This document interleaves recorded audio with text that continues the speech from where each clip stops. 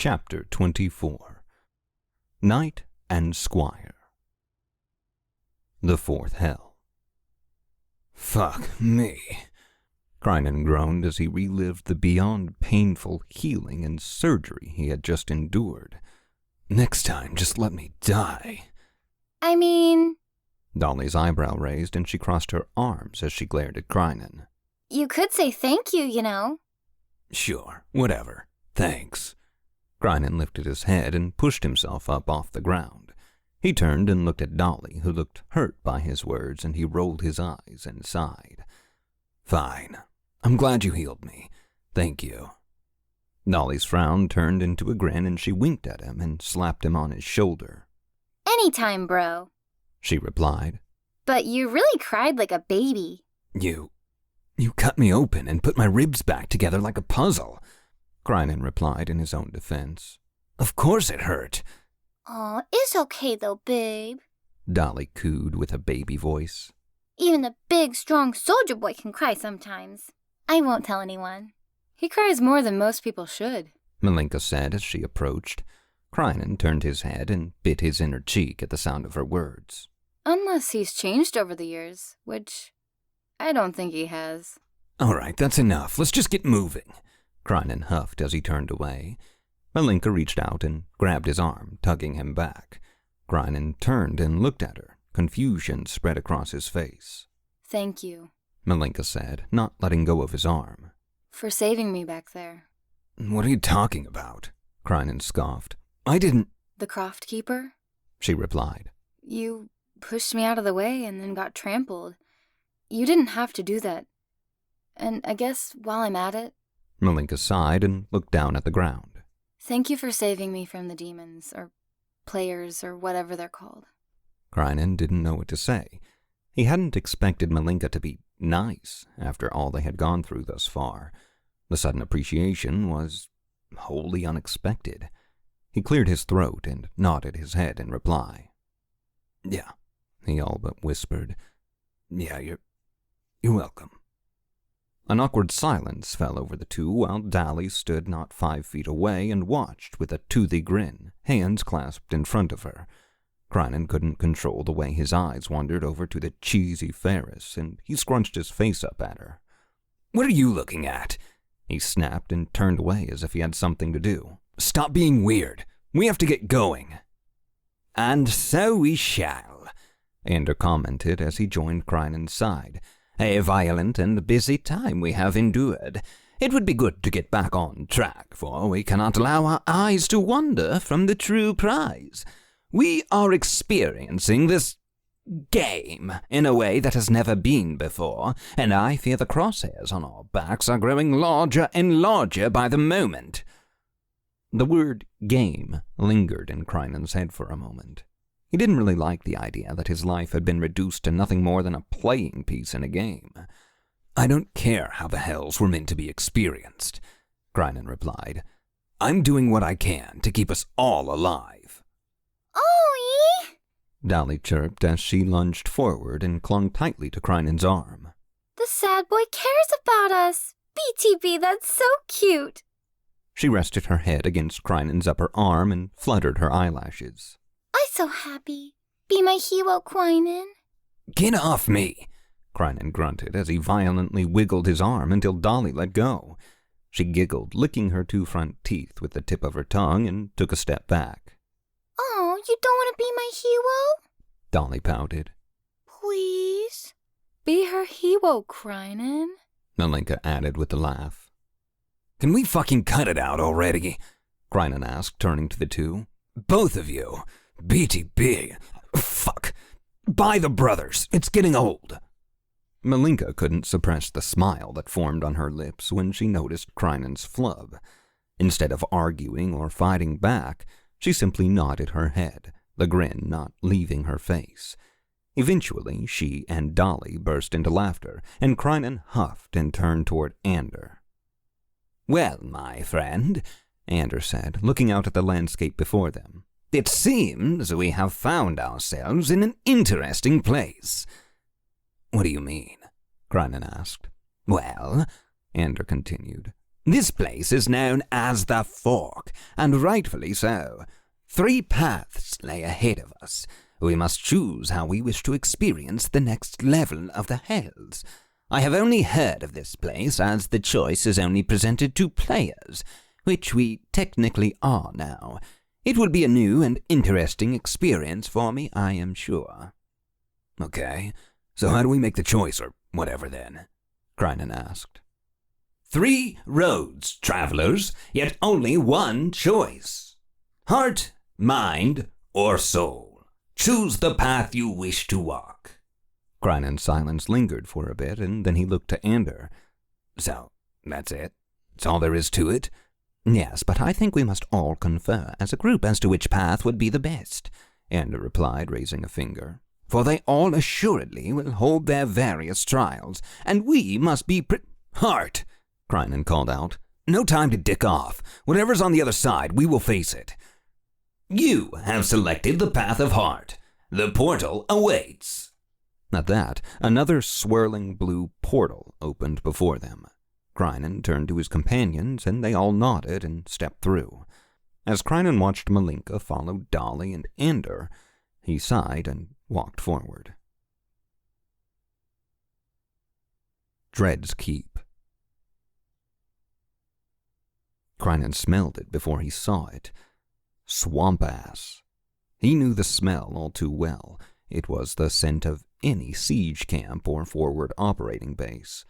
His nostrils flared at the odor, and when he came to, he found that he was suddenly surrounded by soldiers on all sides. "It's him!" Crinan heard someone shout. "Commander Crinan's son!"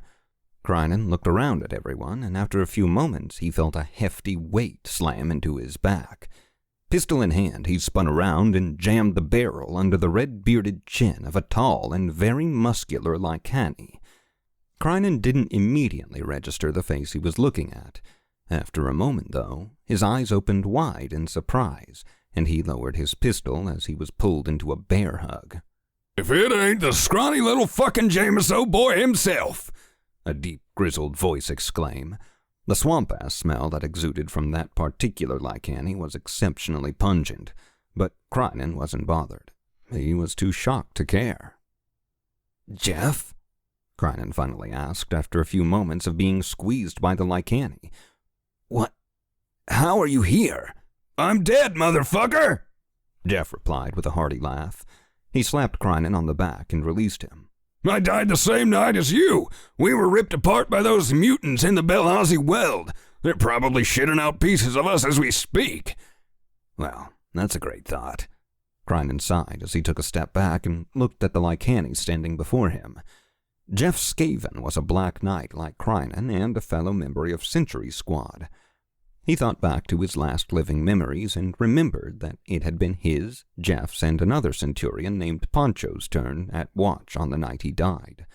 He looked at Jeff and, for a moment, felt a pang of sorrow.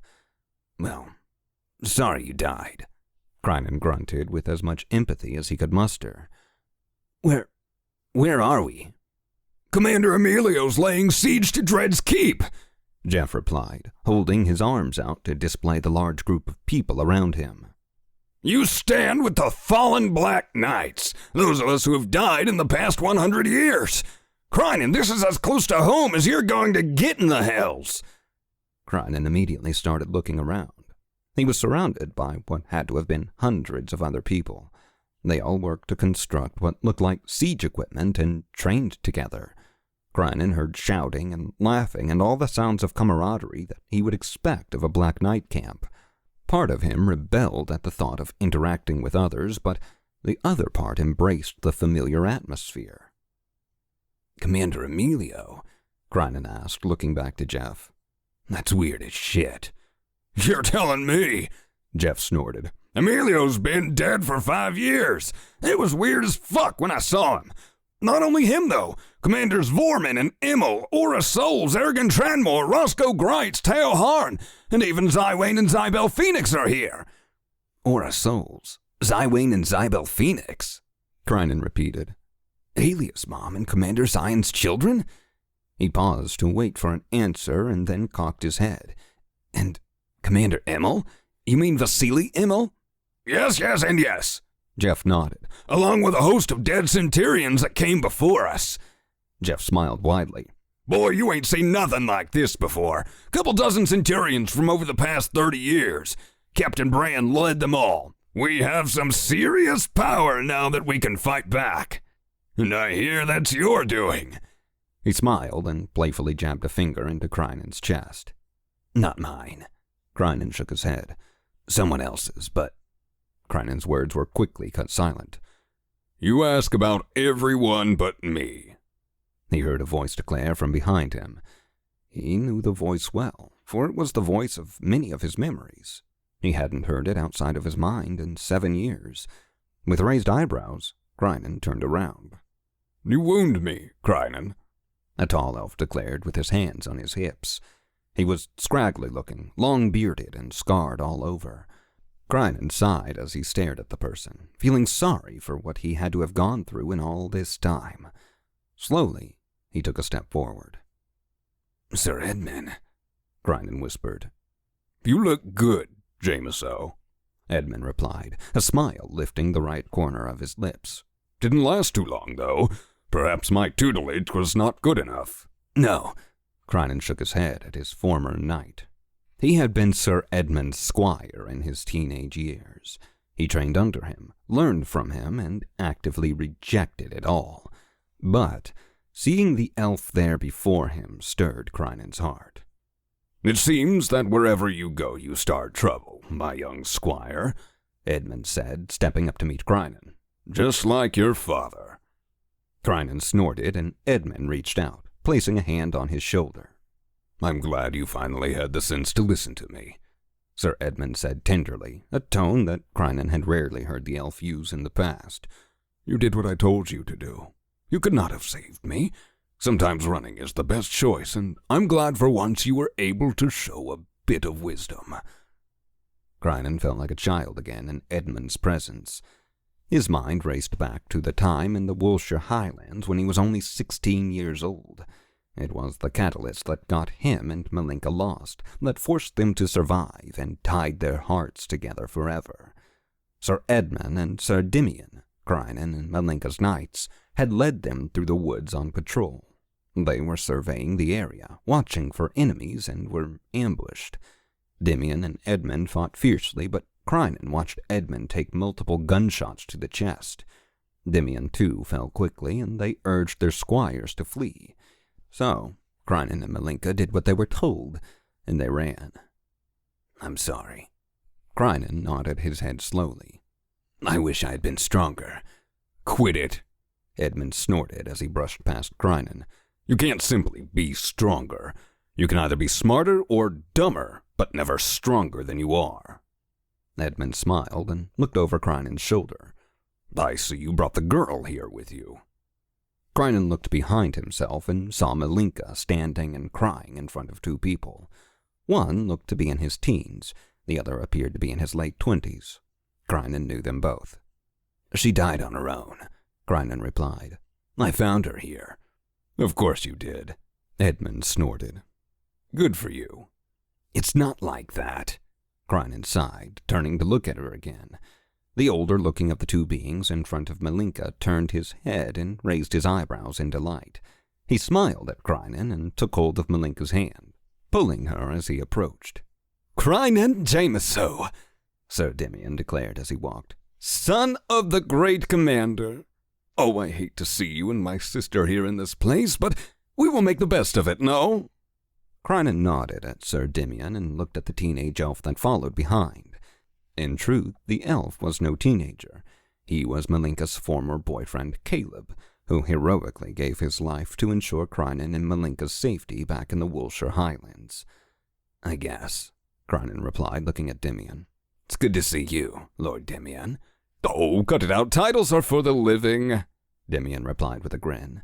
He wrapped his arm around Malinka and pulled her in close. Here we are all equals. Prisoners, the damned, we're all dead.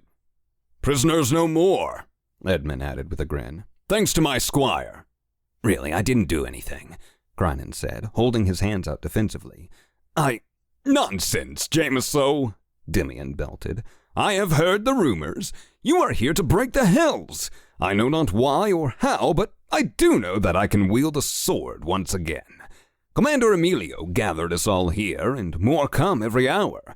Black Night has found its footing in the hells, and just like back home, we will fight to gain our freedom." Crinan snorted at Dimian's words, but he also grinned slightly.